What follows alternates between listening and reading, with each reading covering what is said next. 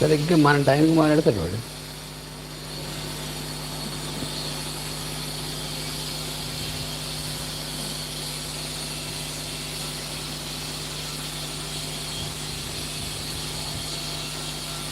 On చేసి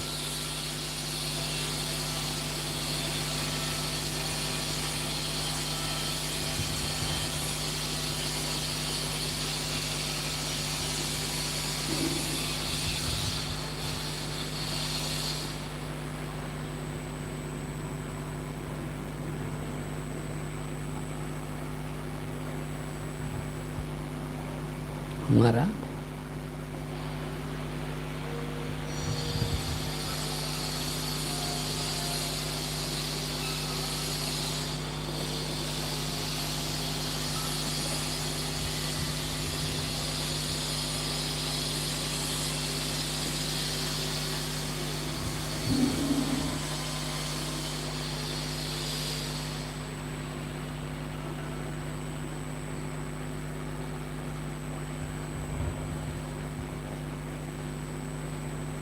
వాసుదేవ. హరి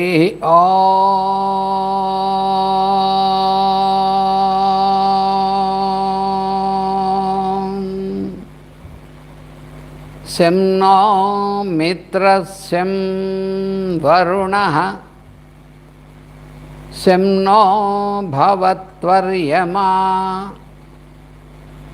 శం న ఇంద్రో బృహస్పతిః శం నో విష్ణురుక్రమః నమో బ్రహ్మణే నమస్తే వాయో త్వమేవ ప్రత్యక్షం బ్రహ్మాసి త్వామేవ ప్రత్యక్షం బ్రహ్మ వదిష్యామి ఋతం వదిష్యామి సత్యం వదిష్యామి తన్మామవతు తద్వక్తారమవతు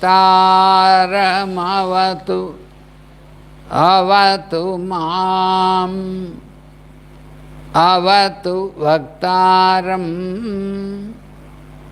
ఓం శాంతి శాంతి శాంతి. ప్రాచ్యపాశ్చాత్యదేశానాం సమన్వయ విధాయకం శాంతం సౌమ్యగుణోపేతం కృష్ణం వందే జగద్గురుం సర్వవేదార్థతత్వజ్ఞం వేదార్థప్రతిపాదకం పురాణసారసర్వజ్ఞం కృష్ణం వందే జగద్గురుం. ఓం అస్మద్గురుభ్యో నమః. Welcome to all our friends, brothers and sisters. So we are here to continue the study of the Yoga Sutras of Patanjali. So previously we have completed study of the 23rd aphorism, in which Patanjali has explained that we can attain that state which is required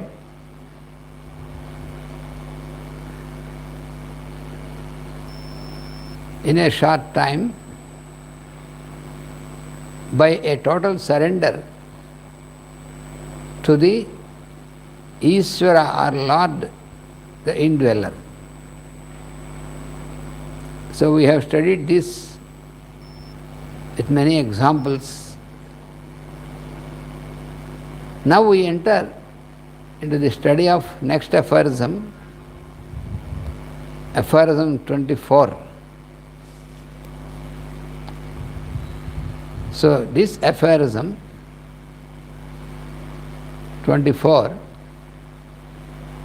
he is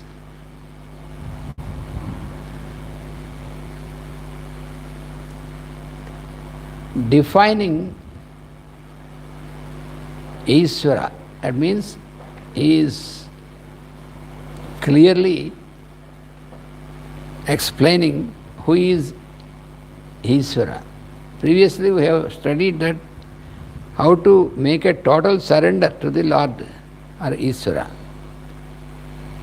So before we try to make a total surrender, we have to precisely know who is this Ishvara or the Supreme Lord.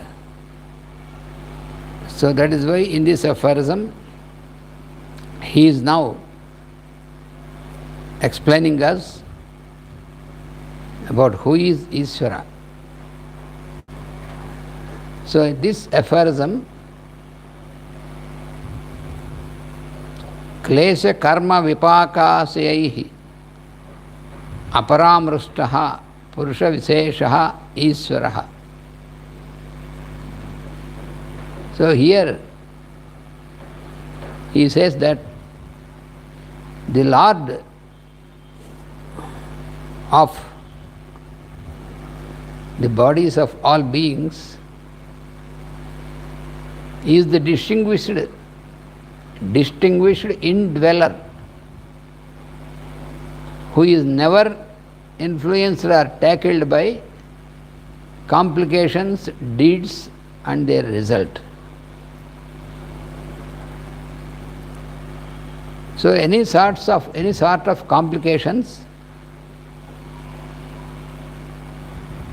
and complications means complications in our human life, any sort of complications and any sort of bondage of karma and its result, and also the motives about that. All these things cannot influence, or otherwise the one who is not influenced or touched by any of these, that Purusha is called Ishvara.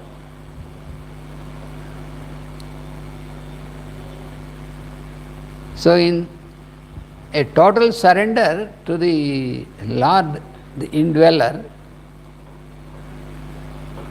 that is described as the main attitude to be practiced by the follower of yoga. This was explained and described in the previous aphorism. So now he is defining Ishvara. So unless we know precisely who is Ishvara, we cannot make an effort to make a total surrender to Ishvara. To whom we have to surrender? If we don't know somebody, how can we surrender ourselves to some unknown person? We cannot do that,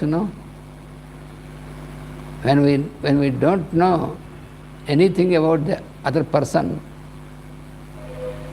how can we make ourselves total a surrender of ourselves, everything to him? First of all, we have to know, we have to get familiar with him, we have to gain confidence in him, and then we can make an effort to surrender totally to him. So that is why in this aphorism he is defining, he is explaining more clearly who is Ishvara, where is he. So the human being, what we call a human being, is the human consciousness. We are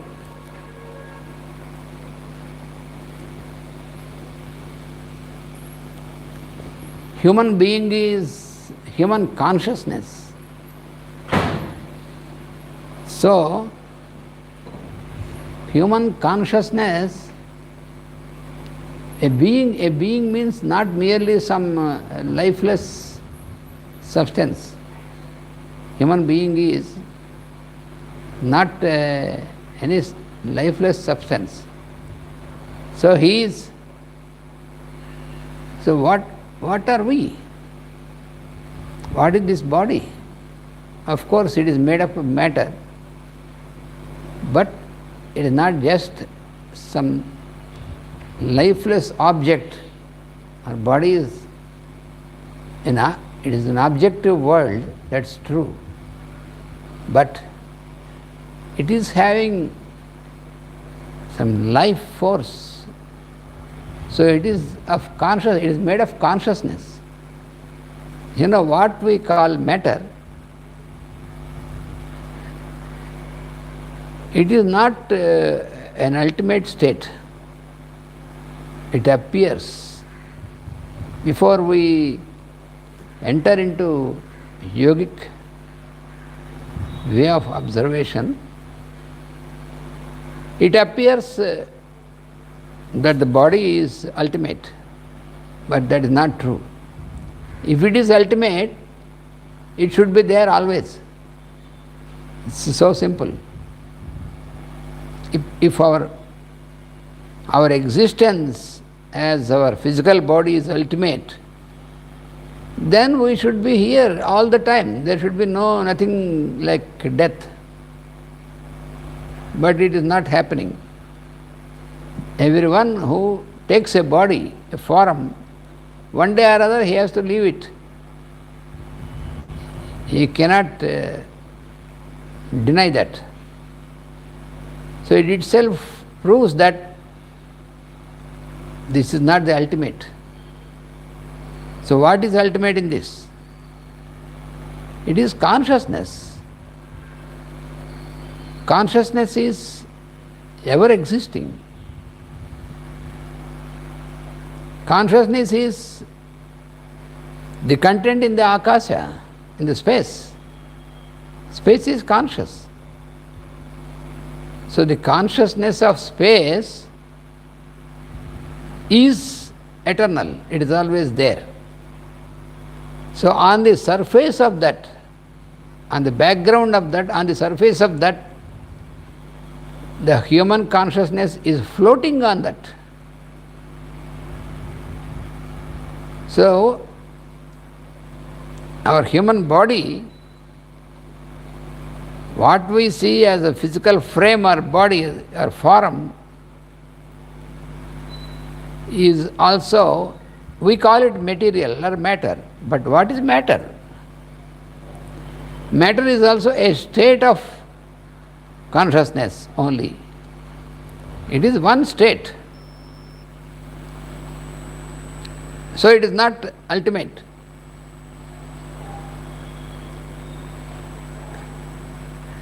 Just like how we see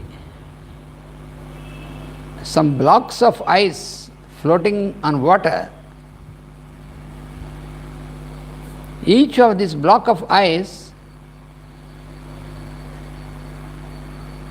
it is just floating on the water and it is in a solid state. That is true. The block of ice is in solid state, floating on water which is in liquid state. So these two are different by state. But it is floating there, but it is not ultimate. It cannot be always like it cannot stay as a block of ice. Afterwards, it will melt and it will just be merged in the water on which it is floating. That's all. Exactly in the same manner, the consciousness of space which we are going to now study more clearly, that is ultimate when compared to our human consciousness. So human consciousness is only floating on the background of all consciousness. You have human consciousness, you are having animal consciousness, you are having plant consciousness, plant kingdom. Mineral kingdom has its own consciousness, atoms, their consciousness in the atom. Every atom has its level of consciousness. But all these things are floating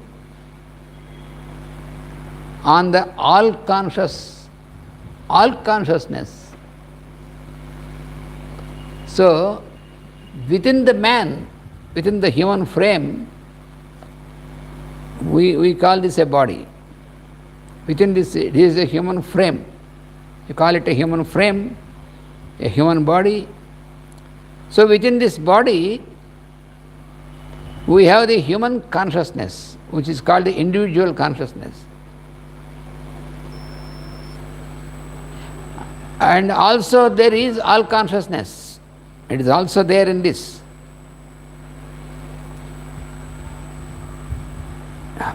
What is this all consciousness?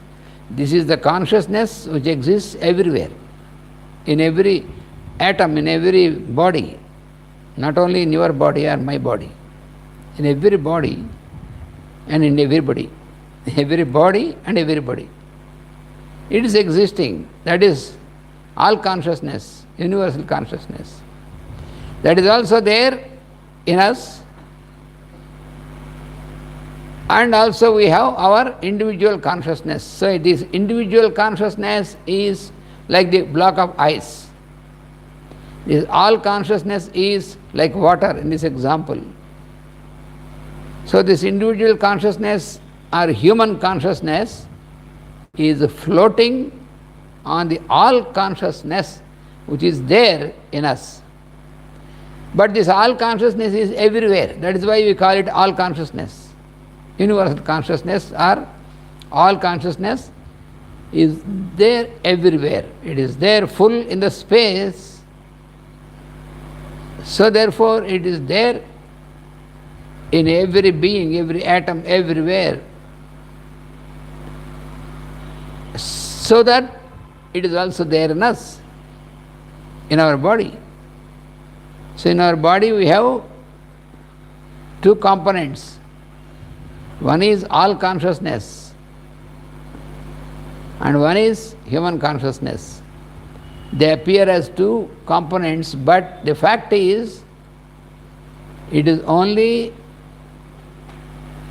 the all consciousness which is existing, but for temporarily a part of it has changed its state in the form of human consciousness, just like how a part of water just got solidified and condensed to form the block of ice floating on it for a temporary time.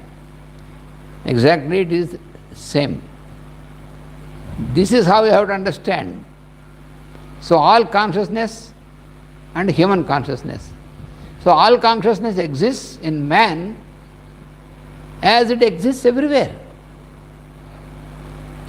Because it exists everywhere, so also it is existing in us. It is common. All consciousness is common in every being, in you, in me, in everybody who is sitting there, who is sitting here, and in all the beings around us, birds, animals, plants. So it is all consciousness which exists everywhere, so it is also existing in us. It exists everywhere. Another, more to understand more clearly, we have another example which we know very well. Space. We are sitting in a room or in a hall, So there is a space inside the room, inside the hall. So inside the hall there is space, and this space inside the hall, which we call a hall, we named it as a hall. For example, a conference hall, maybe. Suppose we are all sitting in a hall for a conference. So that is we call conference hall. Okay? So we have space in the conference hall. But we have the space around the hall also.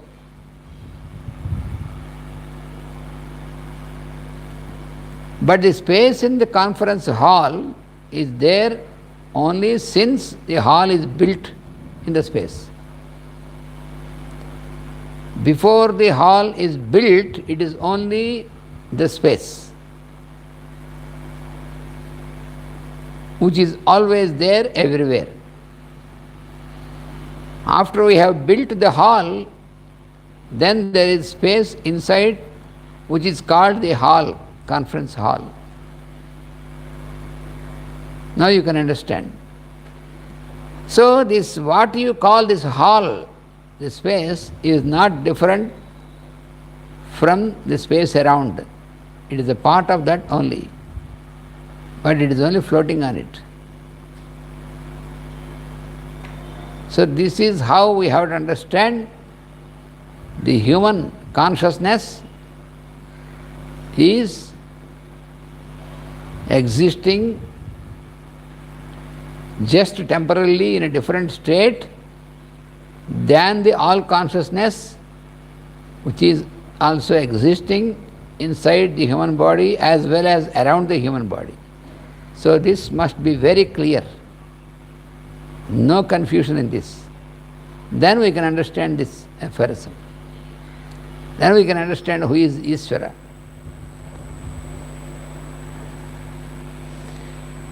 So the construction of a room is the beginning of the existence of the space in the room, in the hall. The construction of the hall is the beginning of the existence of space inside the hall. Before we have constructed the hall, also there is space there at the same place. It is not devoid of space. There is there is absolutely no vacant part anywhere in the space. The whole space is there and full of consciousness. This we have to always remember. What is there in the space? Consciousness, which is all consciousness. So when we started to build the hall, that is the starting point of the existence of the space inside the hall. As long as the hall, the structure is there, the space inside the hall exists there, which is part of the all pervading space. So originally the room is built in the hall is built in the space, but it appears that the space is there in the room. When we enter into a hall, then we feel, oh, there is much space inside the hall. Yes. This is simply because the hall is built in the space. That is the reason. But we don't remember that always. We always see inside the hall, we entered the hall, oh, very spacious. This hall, we have much space in the hall. But we call it hall only. We say there is much space in the hall, but we call it a hall, a conference hall, a prayer hall, whatever it may be. We see the space inside the hall, but since when? Since it is built. Where it is built, the hall is built in the space. So this relationship between the space in the hall and space around the hall, this is the relationship between the all consciousness and human consciousness. Now it should be very clear.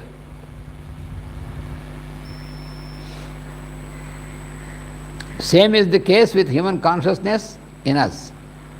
The birth of a human being is the beginning of the human consciousness in him.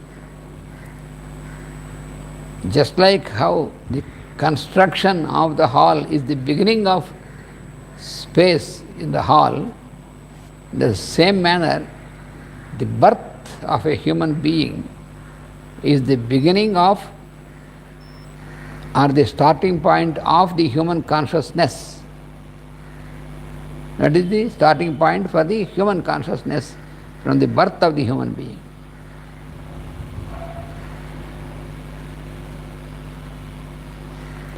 So air and space, now you see, wonderful, still more clearly we can understand. Little children, they are playing. So what they do, they take some soap water, some water in which some soap is dissolved, because it brings foam. When the soap is dissolved in the water, it creates foam little bit. So these children are very much delighted by this. They bring some small tube and they dip it in this soap water and then blow it, then you get bubbles. You know this. For fun, children, or even we also do that sometimes along with children when we are playing. What we do? We dip this plastic tube into the water and take it out and blow it, then we get bubbles, and each bubble keeps floating in the air for some time and then bursts out and finished. There is no bubble anymore. This you know, very familiar everywhere.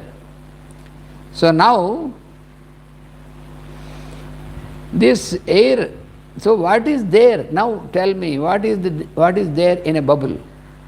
When you have blown it, this soap water, you get a bubble. What is there in the bubble? What is there in the bubble? There is space and air and nothing else. Space with some air is the content of this bubble, water bubble.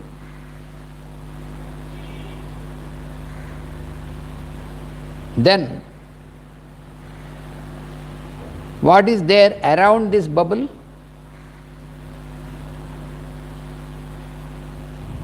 Just try to understand. It's not difficult. Inside the bubble there is space and air and nothing else. Around the bubble also there is space filled with air. The same thing. Inside the bubble, space with some air.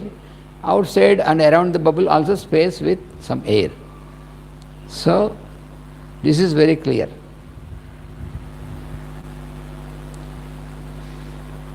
But the shape of the bubble, how is it maintained for some time while it is floating in the air? Tell me. How is it floating? How the bubble, which is created by blowing out, this bubble, it is floating, which is causing fun for the children. That is why they do this. So, what is the factor that makes the bubble float for some time? It is the tension of this air inside the space in the bubble. Because within the bubble the air is bound. Space is not bound. This we have to remember.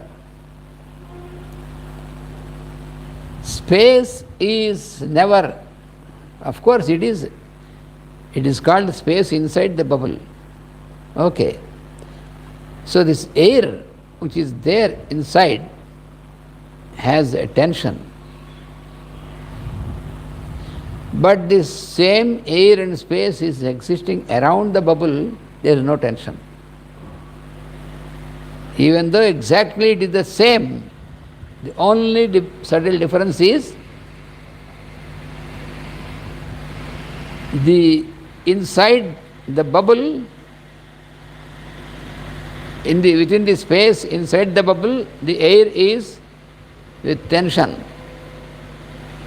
That is why the shape of the bubble is carried for some time. If there is no tension, there cannot be a bubble. This you see. So, this bubble, due to this tension, the shape of the bubble is floating. The shape is there maintained and the bubble is floating. So what is the difference between the air inside the bubble and air outside the bubble is, inside the bubble the air is undergoing some tension. Tension means air always tries to move here and there. Therefore, surface tension it is called.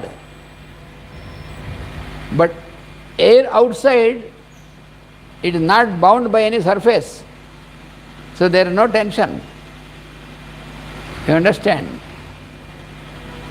Outside, the air outside in the space has no tension because it is free outside, no limitation. But inside the bubble it has limitation, therefore it has tension. But it is the same. So, air and space exist in a soap bubble under tension. The same air and space exist outside without any tension. Similarly, the consciousness exists in a human being as human consciousness under tension. Now you compare the human being like a bubble.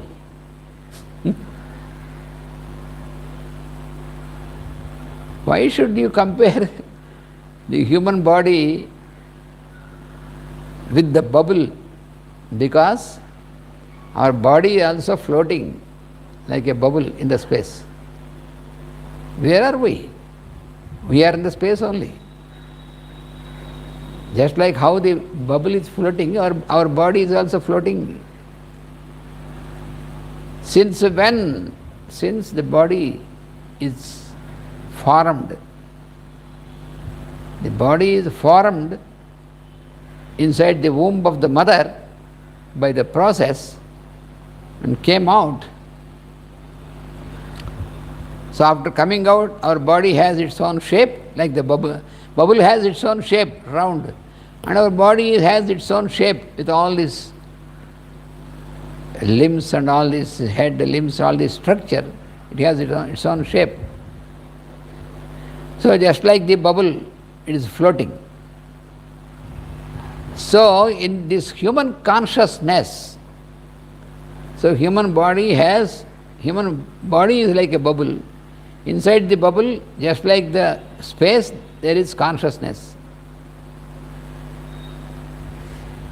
And this consciousness is the human consciousness inside the body of the human being, which is under tension. So, what are the factors that cause the tension in the human consciousness. What are the conditions? The conditions created by the human mind and situations and complications. You know, when we are born, there is no complication. Maybe there is complication in the mind of the parents, or maybe, but in the child, there is no mind of the child, there is no complication.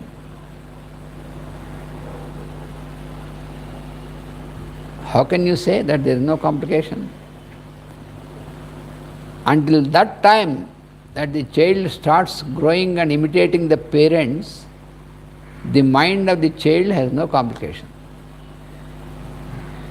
Until certain time. How can you say that? Just observe the child. When the child is hungry, the child makes noise, cries. When the mother gives the milk, so hunger is satiated.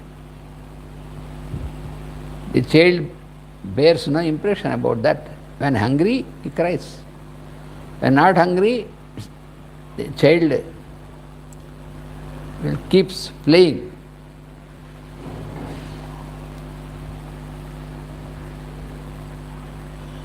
So what if something is needed for the body, then the child will indicate through gestures and by making noise.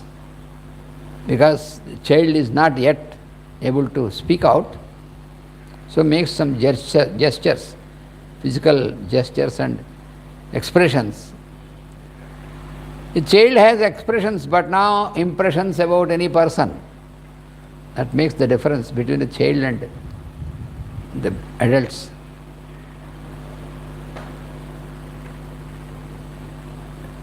So just like that, when we started to grow into adults,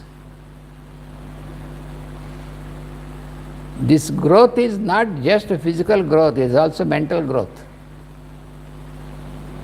So our mind is growing, body is growing. Body is growing according to the natural laws. Mind is also growing, but when the mind is growing, then the complications will start in the mind. The mind starts making complications. What are the complications? He starts liking somebody, he starts disliking somebody, liking some objects or some things, dislike some things. So all these various things, and feels comfortable, uncomfortable from the different conditions. So all these things, they start. Where they start? They start in the mind, not in the body. Whether you feel comfortable or uncomfortable, does it belong to body or mind? We generally think that it is the body. No. It is the mind. We have to observe it ourselves. Generally we take it for granted that comfort or discomfort belongs to body. No, no, no.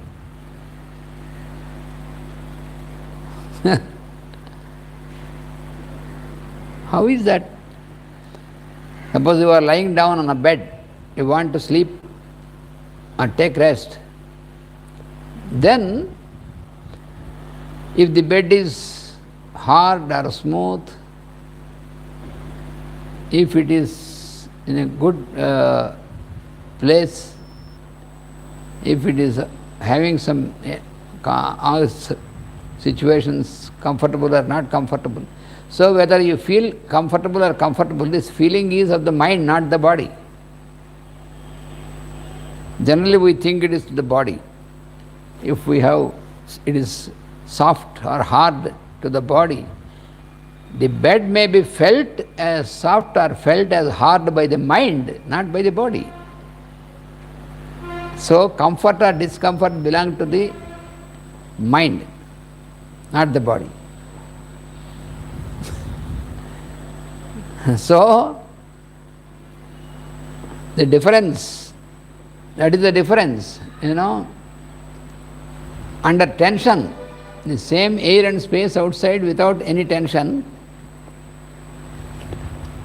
Similarly, same consciousness exists in human being as human consciousness under tension of his own conditions, situations and complications. Within the same consciousness there is Lord consciousness also is there.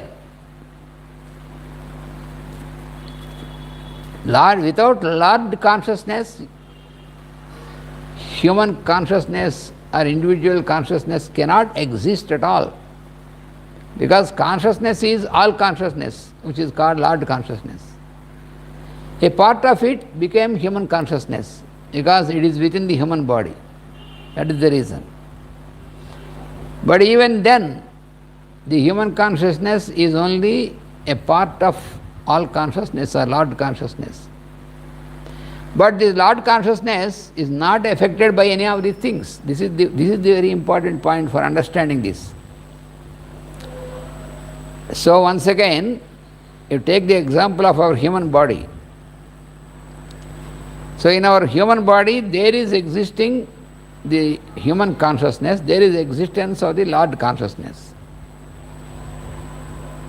So this human consciousness is part of the Lord consciousness, but just like the block of ice, it is just in a different state. Therefore, it is under tension, like the air in the bubble.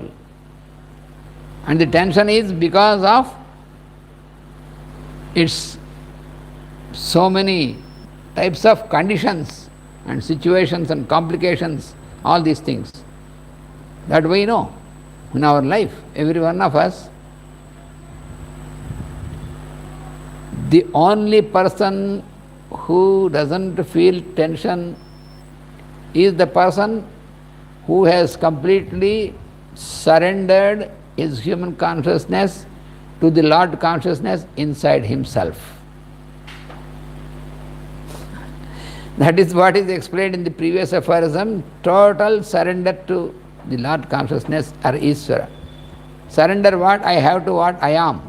We have studied this previous aphorism. So only that human being, in that person, his human consciousness is not at all undergoing any such experience like complications and all these things, only when it is totally surrendered to the Lord consciousness, in which it is a part. That is our aim also, total surrender. That is what we are trying to study and trying to implement it.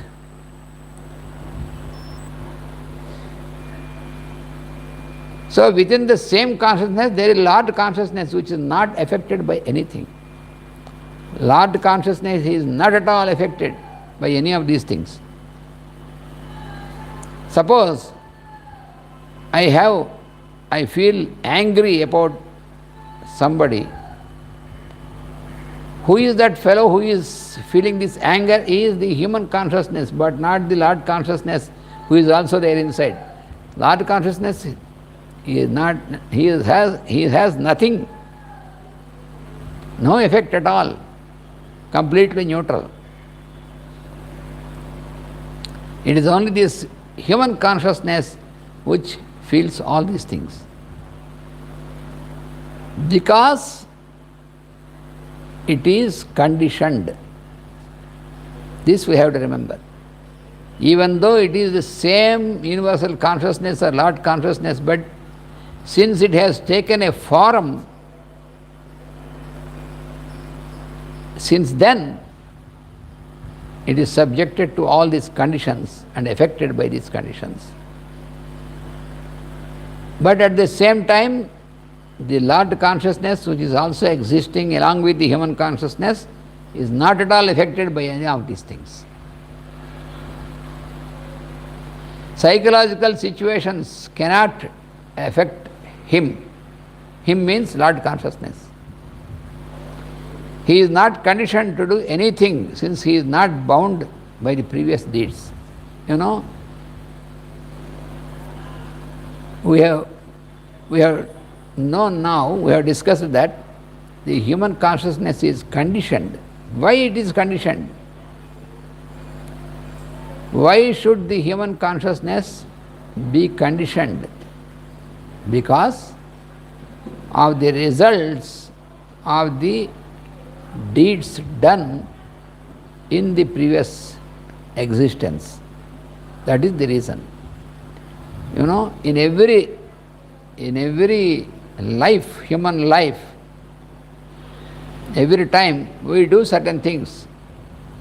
We cannot keep without doing. That's impossible. That is also explained by the Lord in the second chapter of Bhagavad Gita to Arjuna. You cannot keep yourself without doing something else.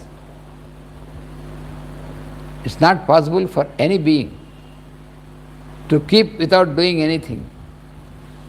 If you say that I can close my eyes, I can bind my limbs and sit down without moving for hours together, okay, you can sit down or lie down, whatever it may be. But you cannot be without doing something. How can it? I am not doing anything. I am lying down. Okay, you are lying down. But are you not making inhalation and exhalation? What about that? Are you doing it or not? And are you not thinking about something else? Honestly tell. We have to tell us ourselves. We are thinking, we cannot be without thinking something else. So then how can you say that I am not doing anything? That is what very clearly Lord said to Arjuna, don't deceive yourself by saying that you can be in action without any action. Not possible. Don't aspire for that. That is what the Lord said to Arjuna. So, the psychological situations belong to human consciousness, not to Lord consciousness. So, the Lord consciousness will be like an onlooker in us. The Lord consciousness, which is there existing inside the human consciousness, is only an onlooker. He is not affected by any of these things. He will be just like a spectator. You know, when we watch at a movie on the screen, so many things are happening in the movie between the actors, between the characters. But the one who is this spectator, we will be looking at it. What will we do? You cannot go to the screen and stop. Suppose two fellows are fighting with each other in the picture projected on the screen. We keep looking at it, those fellows are fighting. You may feel emotional, but you cannot stop them fighting because it is only a picture projected. In the same manner, your human consciousness, while it is undergoing all these tensions, the Lord consciousness who is existing along with human consciousness is not affected by any of these things. This we have to know very clearly. To know it more precisely, we have also one more example very clearly. We have to take many examples for this because it must be very clear in understanding this. Suppose you have some clay before you And you have seen, you have made a pot out of the clay. With the clay, you can make a pot, a big pot, a small pot. You can make a lid of the pot. You can make a plate with the clay. You can make so many things. So, the clay is, there are two things. Suppose you made a pot. In the pot there are two things. One is the pot and the clay. Always together. You cannot have pot without clay. Can you? Because the pot is made from the clay. So you cannot separate the pot from the clay. Inseparable. In the same manner, human consciousness and Lord consciousness are inseparable, because human consciousness is also made of Lord consciousness only. But the pot has certain conditions. The pot may break, but clay will not break.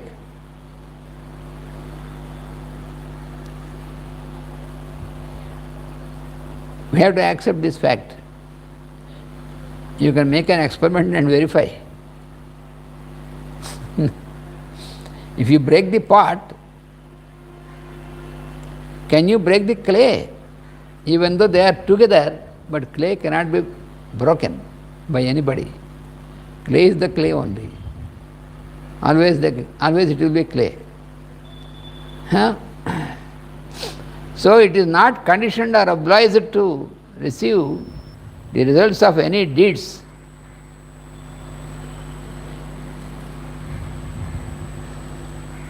So this is because the pot is only a name of the shape given.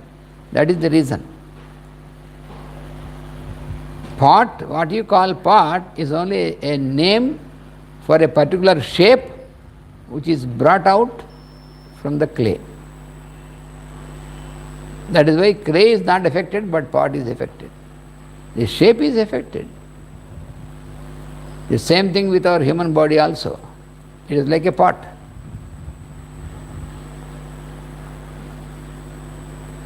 So the Lord consciousness is not affected, just like the clay is not affected in the pot.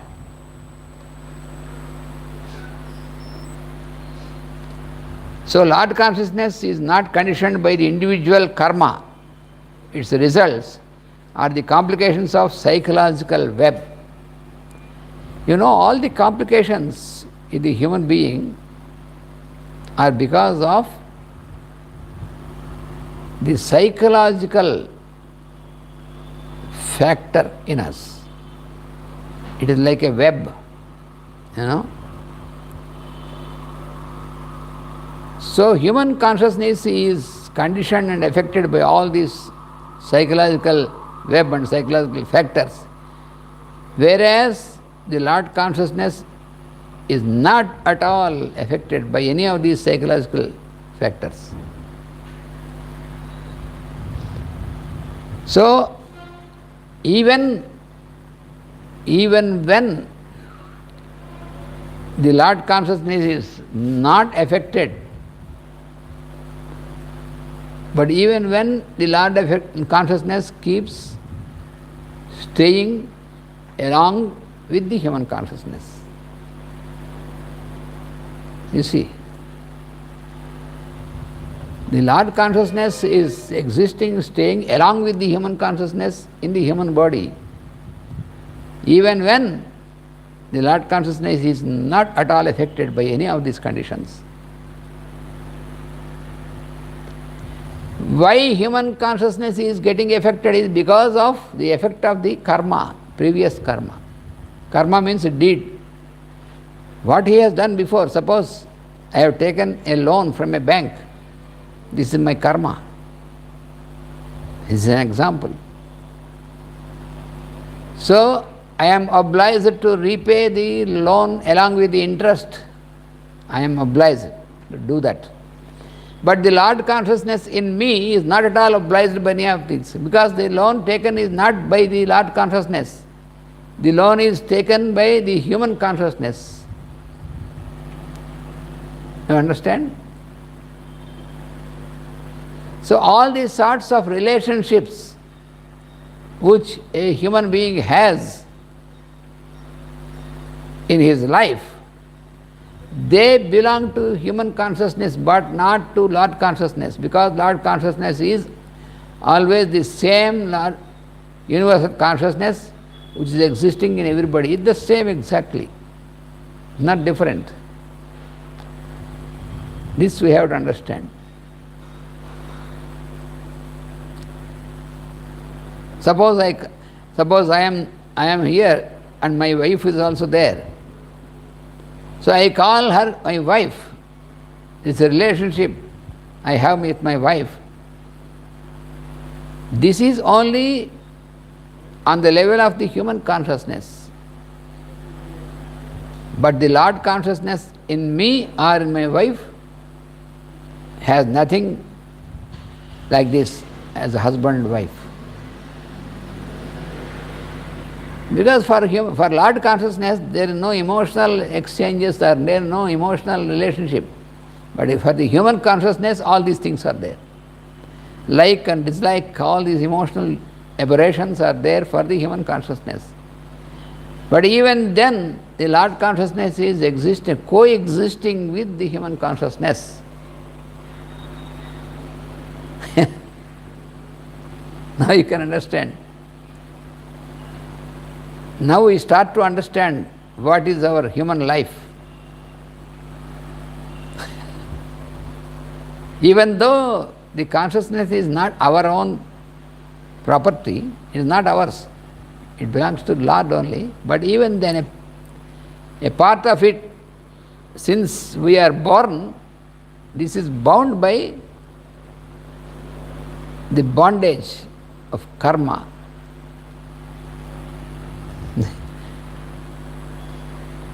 So we have to very clearly understand all these things. We have to analyze and understand these things. It is all synthesis, but within this we are making analysis. But finally synthesis is the Lord. So the Lord consciousness is not controlled by the karma or the result of it or any complications of psychological web. It lives in the body. Lord consciousness is also there living with us in the body in obedience with his own law. This is another very important subtle point. The Lord consciousness is living along with the human consciousness in us, but the Lord consciousness is living obediently towards the law, cosmic law. But who made this law? The Lord only. Law is not different from the Lord. But even then, this Lord consciousness is existing in obedience to the law made by him only. This is a bit difficult to accept or understand in the beginning. Suppose you see there is an educational institution, a school or a college. So the chief of this is called the principal. Who makes the timetable for the classes? It is the principal who finally approves, makes the timetable for the academic year. It is the principal who has to make it. So he makes the timetable for the teachers who are working under him. So you have to teach this subject at this time, like that. And in the timetable he includes himself also, because he is also a teacher. Being the principal, he is also basically a teacher. So he also includes his name in the timetable. when he teaches the class to the students. Now, so he is the principal who made this timetable, but even then he obeys this, and he never, because he is the principal, he will never say that because I made this timetable, I will not follow this. No, he cannot do that. He will not do that. He will strictly follow, even though it is made by him. The same manner, the Lord of the universe, he made the law, universal law or cosmic law, but he also follows that law.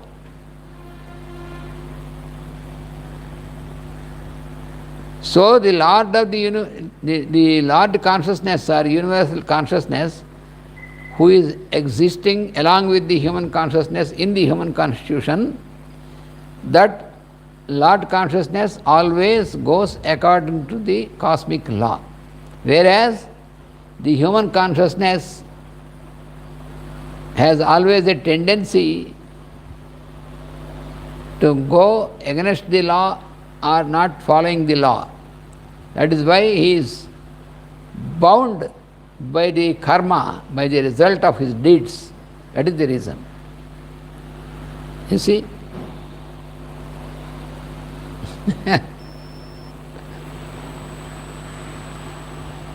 So far we have not thought of all these things, therefore we are not familiar to this. But now we have to start to understand about Lord consciousness and human consciousness. Because both are existing together in every being. No being is exception for this. Every being, in every being, the individual consciousness, it may be human consciousness or it may be animal consciousness, whatever it may be, but always Lord consciousness and this consciousness together they are existing when they are within the form, within the frame. But at the same time, the individual consciousness or human consciousness is bound. It is under bondage. It is bound by the karma due to the deeds and psychological aspects. Whereas the Lord consciousness is not at all affected, not bound by any of these things. See how wonderful it is? You cannot bind the Lord with our deeds. The human being always tries to involve the Lord also into our karma, but never it can happen.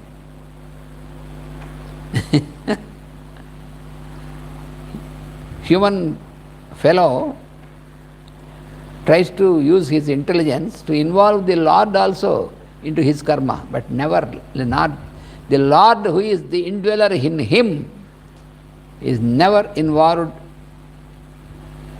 in the karma of this fellow.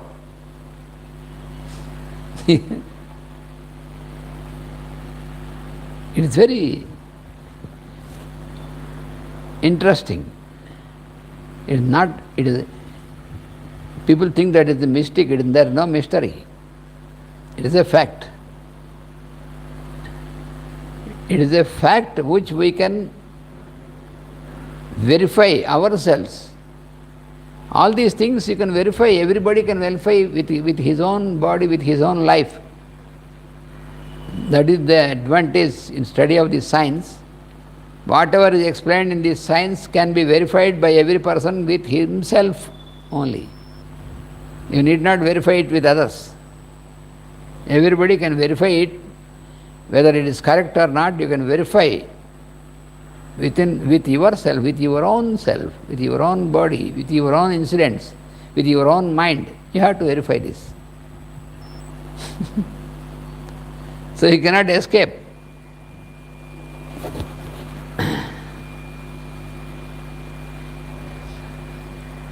The obedience is not conditioning but compassion to honor the law. This is also another thing.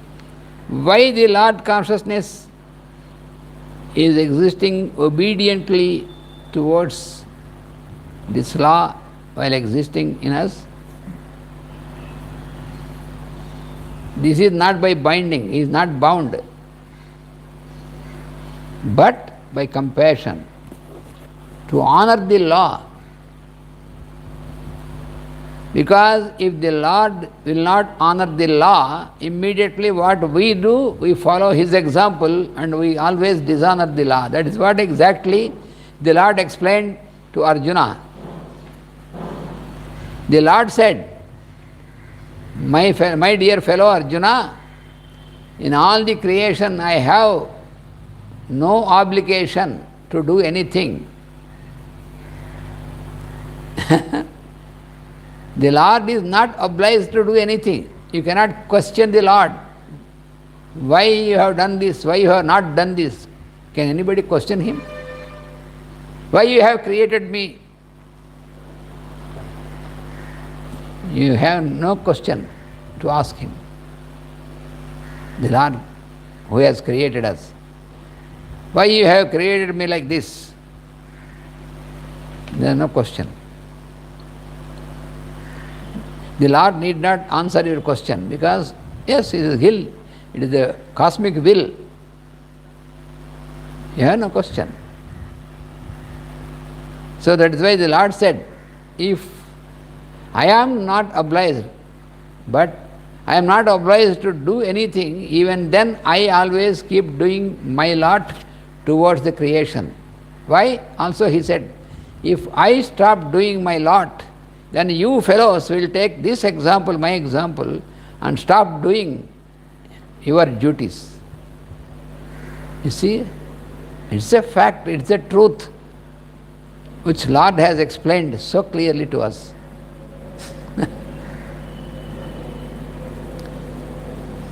For example, when there is an organization, a spiritual organization or maybe a commercial organization, whatever it may be, but the chief of the organization has all the powers. He is not obliged. He has absolute freedom to do anything, to take any decision. He is free because he is the chief, total boss, chief. Suppose he does not attend the office on time, also nobody can question him. But he is always on time if he is a good boss. If he is really a good boss, a really honest fellow, he will not break the rules which he had made for the organization. Because if he happens to break the rule, then all these fellows will take his example to break the law always. Rules. They will break the rules always because they say they take his example. That is why the Lord said to Arjuna, even though I am not obliged to do anything, I am not bound by anything else in this creation, I keep doing my lot because all of you will take my example. That is why I will not break my own law. That is what the Lord said. So the Lord consciousness will never break the law like the human consciousness. Human consciousness will always be breaking the law, falling out. And that is why he has to undergo the result of it.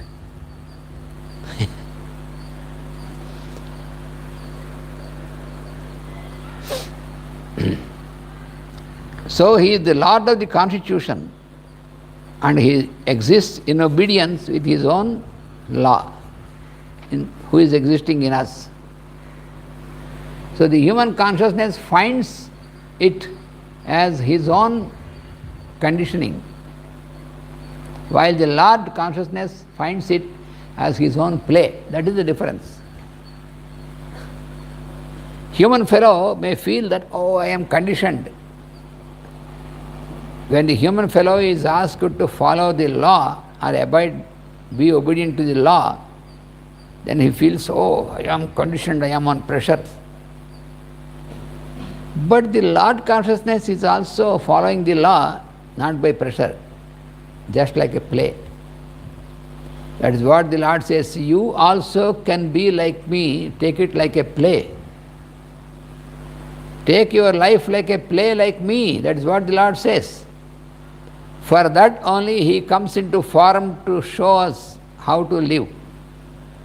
You see, this is the reason why He manifests Himself into form again and again into the physical plane. Just how many times He came down to earth to show us, the human fellows, that we can also live like that without bondage, without conditioning. That is possible for us also. That is to teach this, He comes down and He moves along with us. So all these, so many great saints are just forms of the Lord. What all these saints are doing? They are moving along with us. But unfortunately, when they move with us, then we will not care for them. We say, oh, they are also like us. They are moving with us to make an example and to elevate us and to bring us out from the bondage. But unfortunately, when they move along with us, we also think about them as just normal human beings like us. They won't make any special thing. They appear like normal human beings only. Many of the saints, they live just simply. But we human fellows, we have no simplicity. That is the very funny thing. So we don't care for them. In the same manner, the human consciousness, who is existing along with us, along with the Lord consciousness, who is existing along with the human consciousness, the same manner. So that is what we have to understand.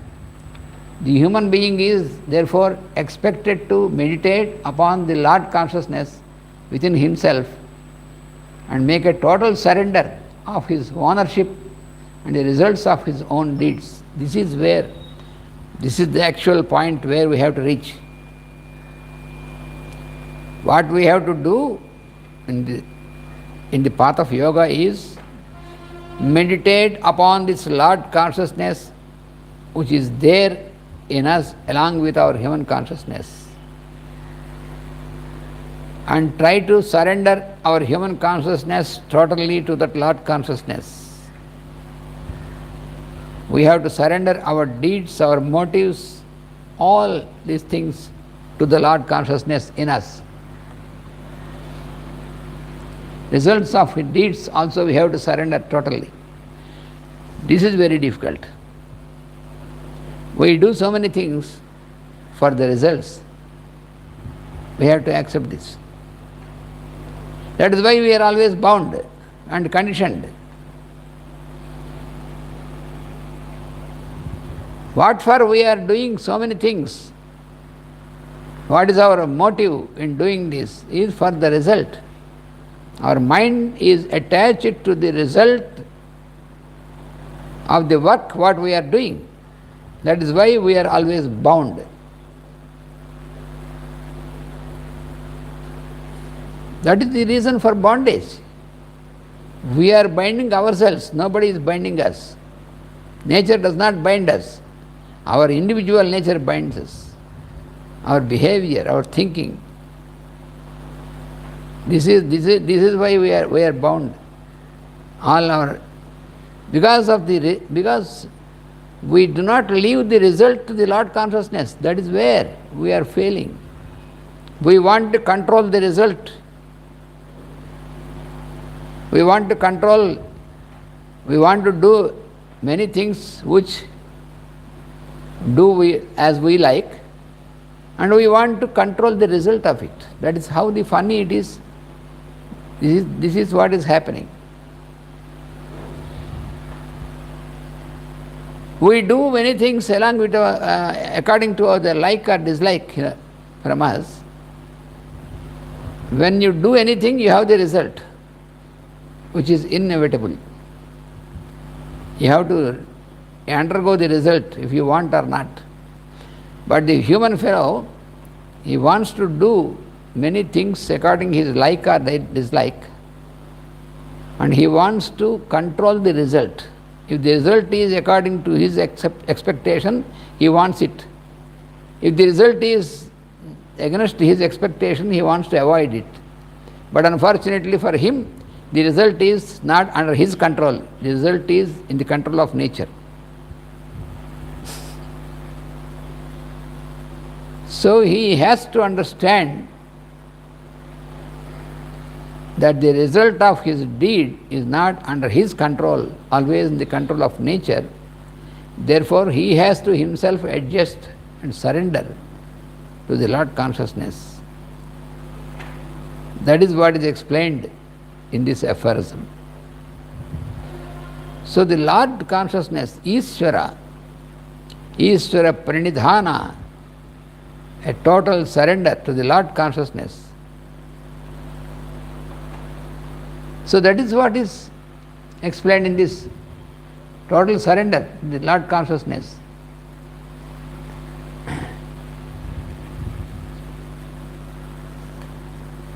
So in this aphorism,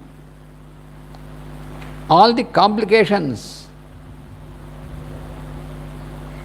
or all these complications in human life will never affect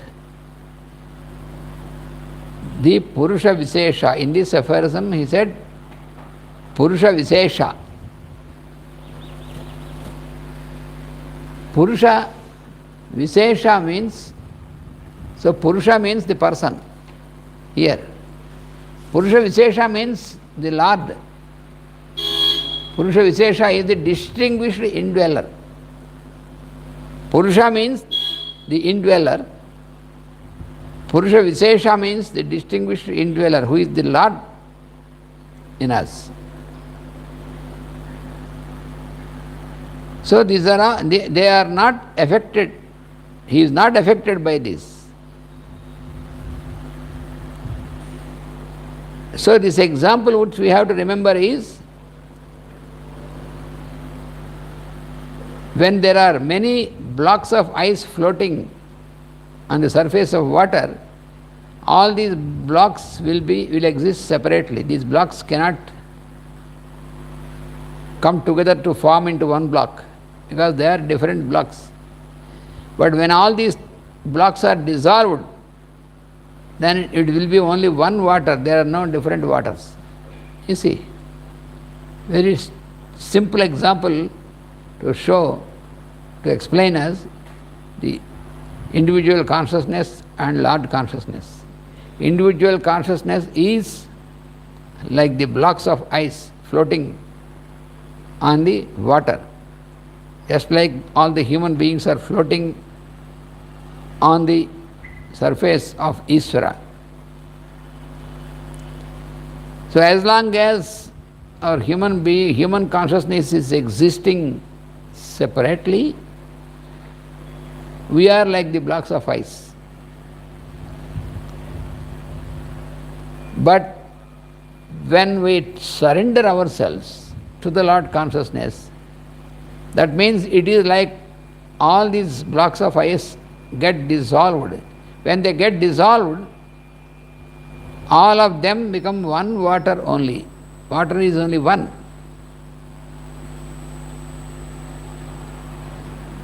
This is wonderful example which if we remember, you can clearly understand what is Ishvara and what is individual. There is no difference, there is no difficulty in understanding. If you make it complicated, then it is difficult, but it is so simple. Patanjali has given in a very simple manner, and the saints like our master explained this in a very simple manner. The thing is, unless you apply to yourself, you cannot understand this. That is the secret. If you will not apply it to yourself, all these things will be very abstract and difficult to understand. See? If I explain you about Ishvara without relating it to every one of us, even though if I speak about Ishvara for hours or days together, you cannot understand anything, it gets more complicated. You have to relate everything, all of these things, to yourself. That is the secret of this, to understand this very clearly. So, when there are many blocks of ice floating on the water, the content in water and the content in block of ice is the same. There is no difference in the content. So we know this. But as long as it is existing as block of ice, it has temporarily a different property. First of all, it is in a solid state. That is the first thing.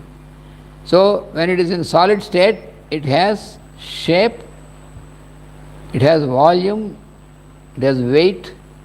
All these properties are there as long as it is in solid state.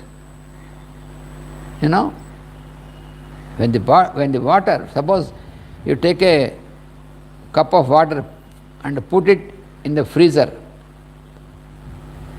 very shortly it becomes ice, block of ice. So when it is formed into a block of ice,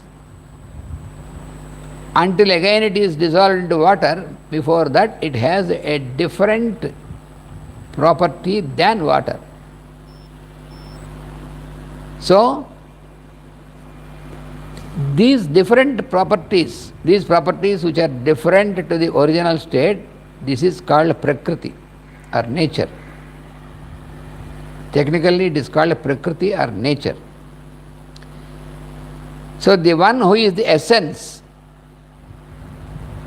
that means the water in all these blocks of ice, the essence is the water only, and that is called Purusha. So what is explained here in this aphorism is that all these difficulties, they will not affect Ishvara or Purusha, they will affect only these individuals. One block of ice may be very big size, one block of ice may be smaller size, one block of ice may be its shape may not be a perfect shape, one block of ice may be perfectly in a shape of a cube. So like this, all these differences are there. But all these different properties are different subjects, all the differences, they will not affect the essence which is water. You understand this very clearly. So the essence is water. In the same manner, we are all so many human beings. We are all like the block of ice. So all the human beings, we are speaking of the human beings, there are all other beings also, but we are now, for the time being, we speak of ourselves, human beings.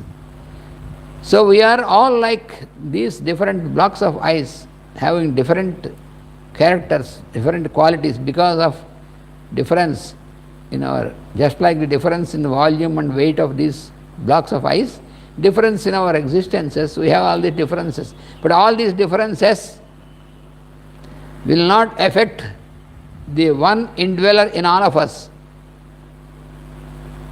That is what is exactly meant in this aphorism.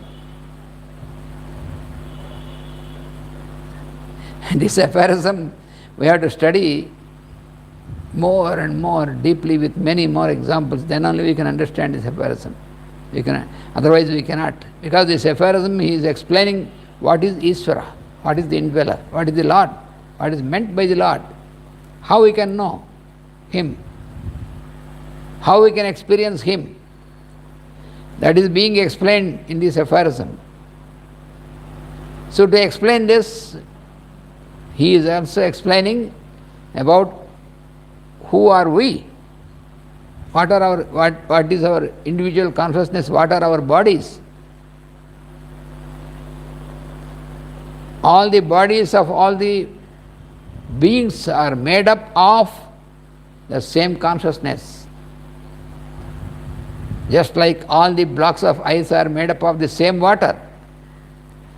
We have to always correlate with this example, otherwise we will lose.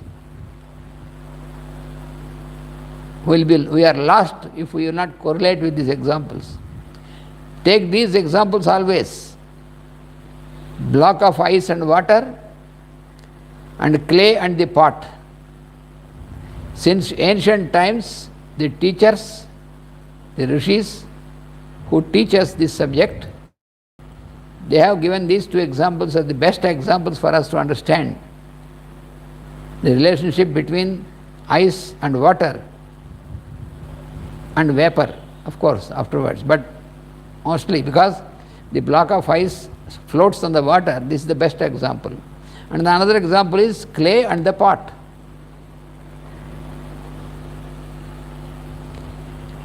So this is the relationship. From this example we know the relationship between the indweller and the individual. We are all individuals which have different characters, different forms and all this difference. But the indweller is not different like the clay in all the pots. We are all like pots, made up of the clay of the Lord consciousness. The Lord consciousness is the clay, we are all pots in that. We have to remember this, we should not forget this. Then we can understand what he is explaining in his aphorism. So the indweller is called the Purusha.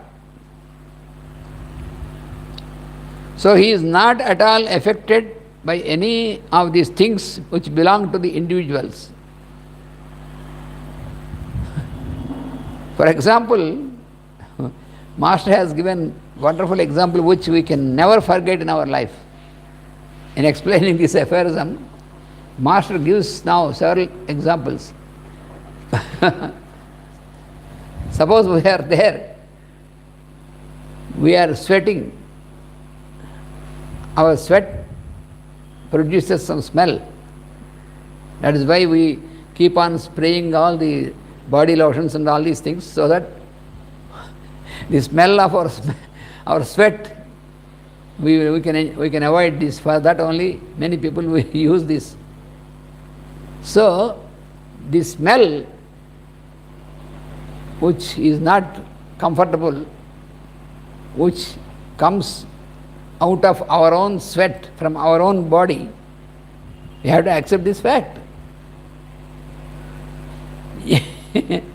You can't make other persons responsible. You keep yourself alone in your room.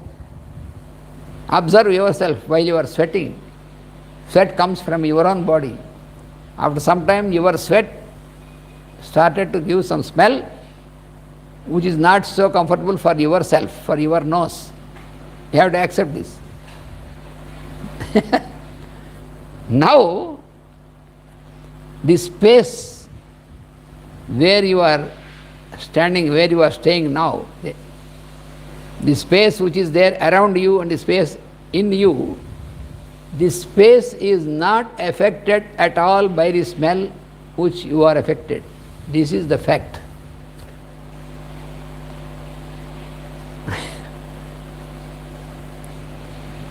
So Ishvara in us, the Lord in us, is like the space. He is not affected by any of these things of us.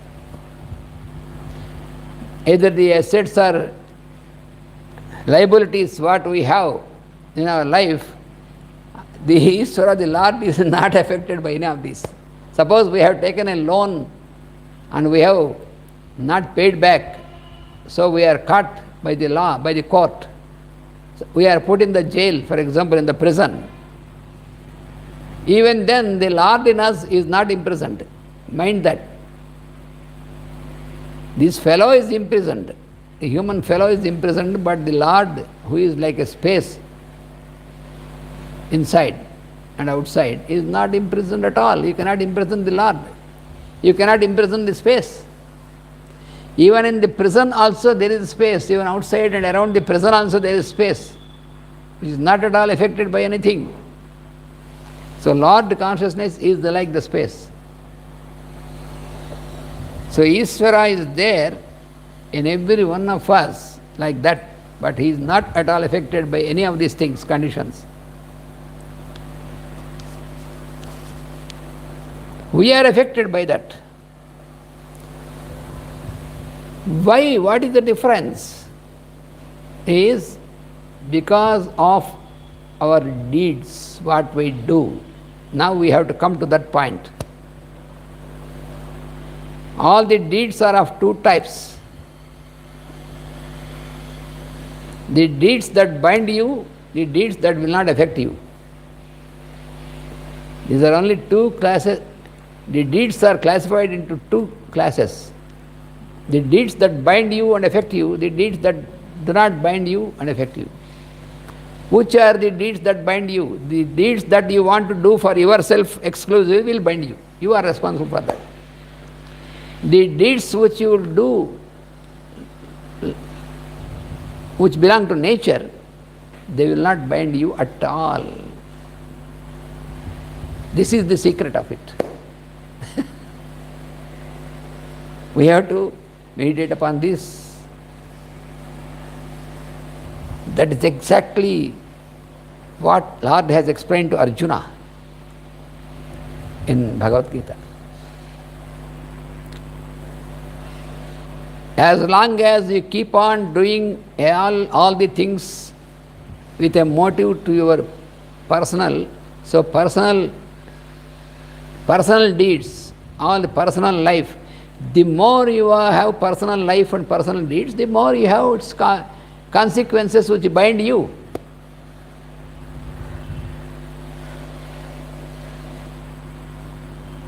Cannot easily understand. I will close the lecture with a simple example. Suppose you are working in a bank. You are at the counter where you have to make a transaction of the cash, money. Suppose you are there put at the counter where there is a check or some requisition which is approved by the officer, you have to pay the cash. Suppose the person who came to receive the cash from you, if he is a person whom you don't like, whom you call your enemy, can you refuse to pay the cash to him? Just a straight example. If you do that, you will be removed immediately from that place. You cannot make your personal motives there. You cannot apply your personal motives or personal things there. Suppose there is a lady whom you like, whom you have loved, is a lover for you. She came. Suppose she has given a requisition to withdraw 100 euros. Because you like her very much, you have paid 500 euros, you will be taken away from that and you will be put in the prison. Can you do that? This is so simple. This is this is exactly the deeds which you bind you, the deeds which you are not bind you, this makes the difference. See that. All the impersonal things will not bind you, all the personal things will bind you. You are answerable for that. This you have to remember. Now we will continue our next class.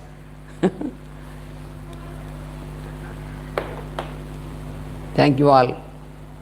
Swasti prajabhyah paripalayantam nyayena margena mahim mahisha gobrahmanebhyah subhamastu nityam loka samasta sukhino bhavantu. లోకా సమస్తా సుఖినో భవంతు. లోకా సమస్తా సుఖినో భవంతు. ఓం శాంతి శాంతి శాంతి. వాసుదేవ.